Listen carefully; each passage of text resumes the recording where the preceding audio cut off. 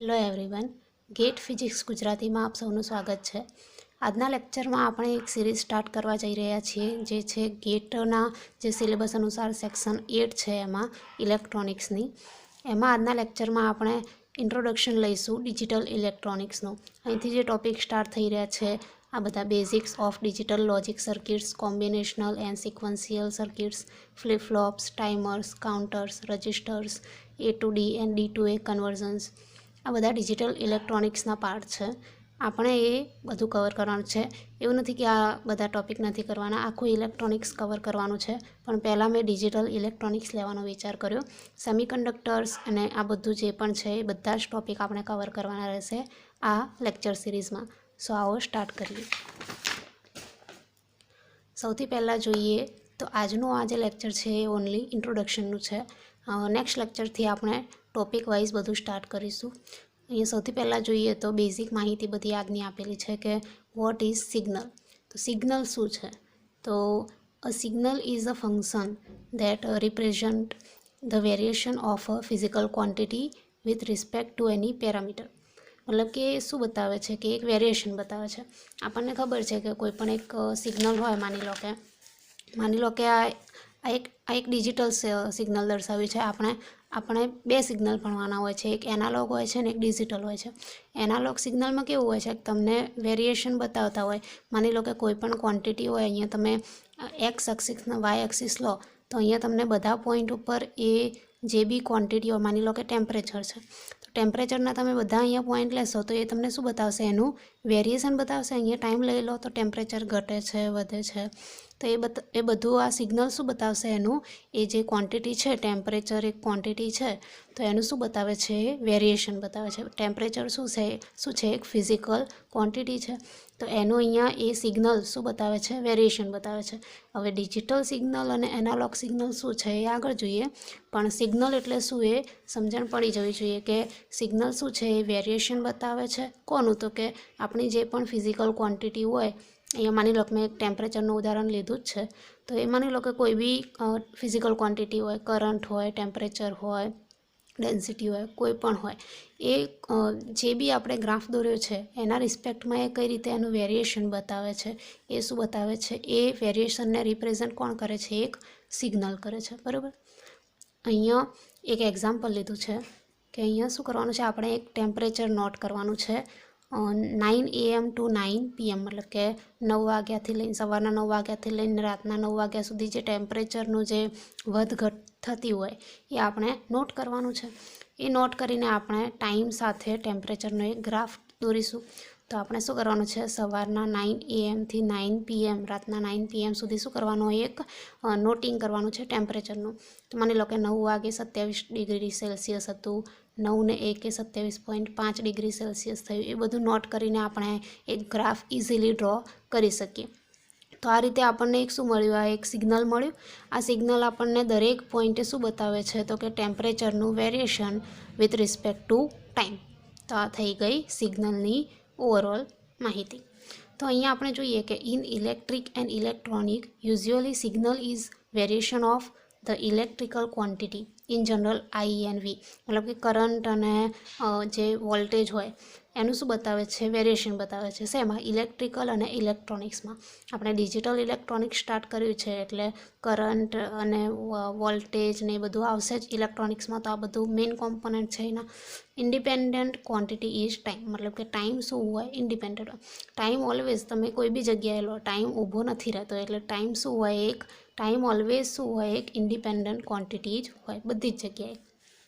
હવે અહીંયા આપણે એક વાત કીધી છે કે ઇફ આઈ કરંટ, મતલબ કે current is same for different time, મતલબ કે ટાઈમ જે બદલાતો જતો હોય, અહીંયા ટાઈમ આપણે અલગ અલગ લઈએ, એના રિસ્પેક્ટમાં જો કરંટ સેમ રહેતો હોય તો આપણે શું કરી શકીએ છીએ? એને ડાયરેક્ટ કરંટ તરીકે લખી શકીએ છીએ।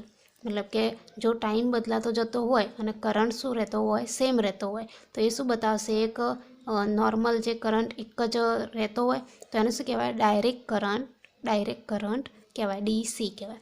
પછી અહીંયા મેં એક નોર્મલી અમુક 2-3 વ્યાખ્યાઓ લખી છે કે ટ્રાન્સડ્યુસર શું છે અને રિવર્સ ટ્રાન્સડ્યુસર શું છે?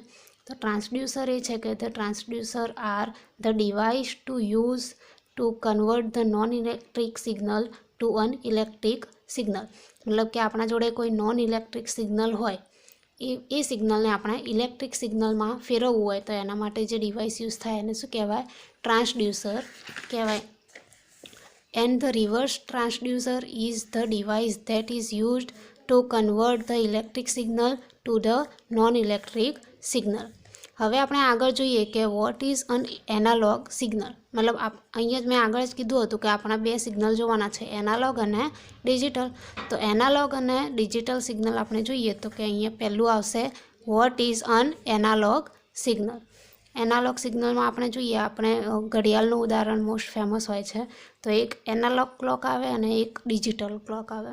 અત્યારે બધાના ઘરે મોસ્ટલી એનાલોગ ક્લોક હોય છે. અમુકના ઘરે તમે જોઈ હશે જેના અંદર રેડ કલરના આ રીતે નંબર લખેલા હોય છે, એ શું હોય છે? ડિજિટલ ક્લોક હોય છે.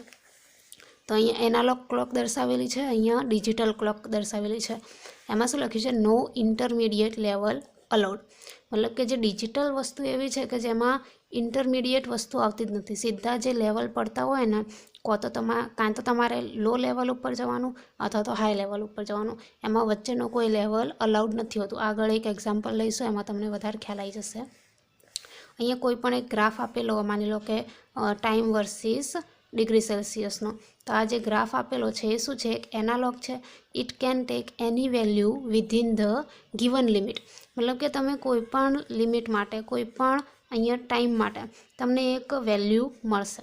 જ્યારે એનાલોગ દોરશો ત્યારે તમને કંઈક એક લેવલ સુધી તમને એ વેલ્યુ બતાવતું હોય છે. જોઈએ કે ડિસ્ક્રીટ ટાઈમ સિગ્નલ શું હોય છે. તો the signal which is defined for the discrete interval of the time is called as discrete time signal.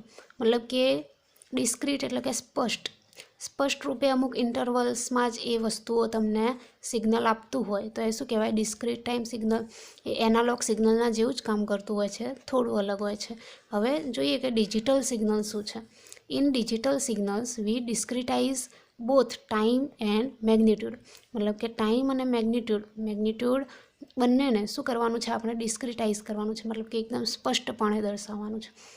V divided the magnitude axis into fixed number of levels and the signal can take value equal to this level only. મતલબ કે આપણે અમુક level setup કરી દેવાના અને એ લેવલ્સના મુજબ જ એ આપણને વેલ્યુ આપશે. કોઈ ઇન્ટરમીડિયેટ લેવલમાં તમે જઈને એ વેલ્યુઝ ડિસાઇડ નહીં કરી શકો. એટલે કે તમને અપર લેવલ હોય તો અપર લેવલની લિમિટ લેવાની, અથવા તો લોઅર લેવલ હોય તો લોઅર લેવલ જ લેવાનું. કોઈ ઇન્ટરમીડિયેટ લેવલ તમને મળશે અહીંયા નહીં જોવા. અહીંયા એક ઉદાહરણ લઈએ તો આ ટાઈમ છે સેકન્ડમાં અને અહીંયા ટેમ્પરેચર છે degree સેલ્સિયસમાં. T1, T2, T3, T4 અને T5. એના માટે આપણે અહીંયા નોટિંગ પહેલાં કરી દીધું છે કે મતલબ કે ટેમ્પરેચર T1 સેકન્ડે કેટલું હતું? 9 ડિગ્રી સેલ્સિયસ. T2 સમયે અહીંયા આપેલું છે 15 ડિગ્રી સેલ્સિયસ. T3 સેકન્ડે 24. એ રીતે નોટિંગ અમુક આપણે કરીને જ રાખેલા હતા. એ રીતે અહીંયા આપણે ટેમ્પરેચરની એક્સિસ ઉપર એ લેવલ દર્શાવ્યા બી છે. પણ જ્યારે ડિજિટલ સિગ્નલની વાત કરવામાં આવે ત્યારે આપણે શું પાડી દઈએ છીએ? ડિસ્ક્રીટ લેવલ પાડી દઈએ છીએ. મતલબ કે અમુક સર્ટેન લેવલ્સ પાડી દેવાના, જેમ કે અહીંયા 0, 15, 30, 45 આ પ્રકારના અમુક લેવલ્સ પાડ્યા. હવે આપણે કરવાનું શું? તો કે allowed values for temperature T. તો એમાં આપણે શું કરવાનું? T1 માટે 0 ડિગ્રી સેલ્સિયસ. મતલબ કે અહીંયા જે 9 ડિગ્રી સેલ્સિયસ હતું એના જગ્યાએ આપણે શું લખ્યું? 0 ડિગ્રી સેલ્સિયસ. કેમ કે to minimise the error we have to take the lower value. મતલબ કે તમે જે લેવલ પાડ્યા છે એમાંથી જ તમારે સિલેક્ટ કરવાનું. હવે તમારે ઇન્ટરમીડિયેટ લેવલ ઉપર જવાનું નહીં. તમે કયા લેવલ લીધા છે? 0 અને 15. તો તમારે આ બંને લેવલમાંથી જ કોઈ એકની પસંદગી કરવાની રહેશે.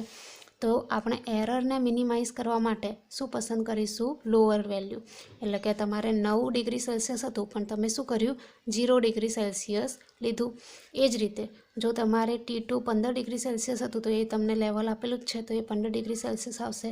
T3 24 ડિગ્રી સેલ્સિયસ છે. હવે 24 ડિગ્રી સેલ્સિયસ આપણે ઇન્ટરમીડિયેટ છે. કોની વચ્ચે? 15 અને 30ની વચ્ચે. તો એરરને મિનિમાઇઝ કરવા માટે આપણે શું કરીશું? લોઅર લેવલ લઈશું. કયું? 15 ડિગ્રી સેલ્સિયસ વાળું. આ રીતે તમને જે વેલ્યુઝ મળશે એ તમને શું બતાવશે, છેલ્લે ડિજિટલ સિગ્નલનો ગ્રાફ આપશે. આગળ આપણે જોઈએ તો આપણને અહીંયા ટાઈમ અને વોલ્ટેજનો આપેલો છે ગ્રાફ.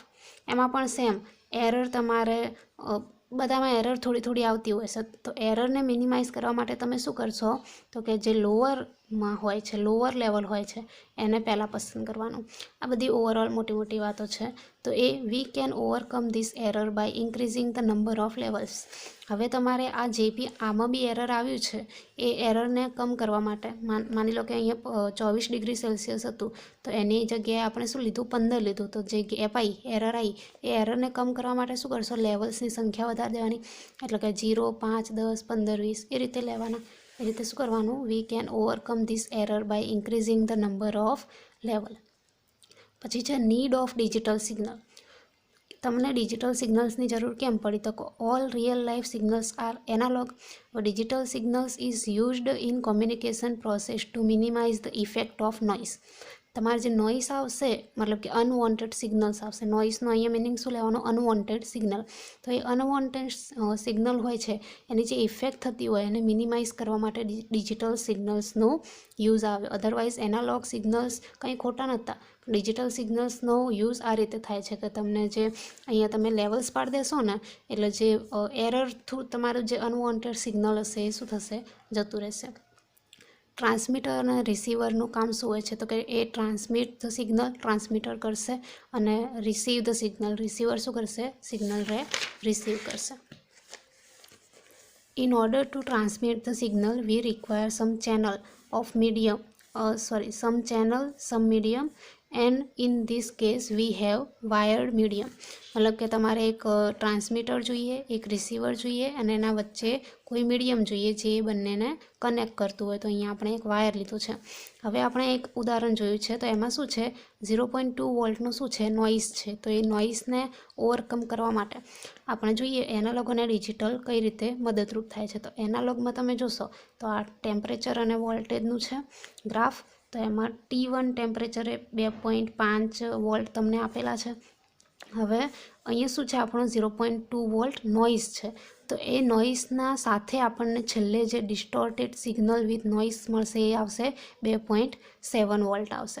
એટલે આ રીતે આપણને એનાલોગમાં આ રીતે મળશે સિગ્નલ. હવે ડિજિટલમાં આપણે જોવા જઈએ તો ડિજિટલમાં શું થાય છે તો કે 0.2 વોલ્ટવાળું જે નોઇઝ છે એને આપણે કેન્સલ આઉટ કરી શકીએ છીએ with the help of levels. તો સો the effect of noise 0.2 volt is cancelled out in the case of digital signal for small values of noise. મતલબ કે નોઇસની જે સ્મોલ વેલ્યુઝ હોય છે એ ડિજિટલ સિગ્નલ્સમાં આપણે એને ઓવરકમ કરી શકીએ છીએ, આપણે એને કેન્સલ આઉટ કરી શકીએ છીએ. કઈ રીતે? તો કે લેવલ્સ પાડીને. એ લેવલ્સ પાડીને આપણે જે અહીંયા માની લો કે આપણે લેવલ્સ પાડી દઈએ તો આપણે જે લોઅર લેવલ હોય એ જ લેવાનું હતું. તો 2.5 લઈ લઈશું તો 2.7ની જરૂર પડશે નહીં. એટલે આપણે શું કરીશું, નોઇસને કેન્સલ આઉટ કરી શકીએ છીએ. તો આજના લેક્ચરમાં આપણે સિગ્નલ્સ વિશે વાત કરી. આગળના લેક્ચરમાં આપણે ડિજિટલ ઇલેક્ટ્રોનિક્સને આગળ ધપાવીશું. Thank you.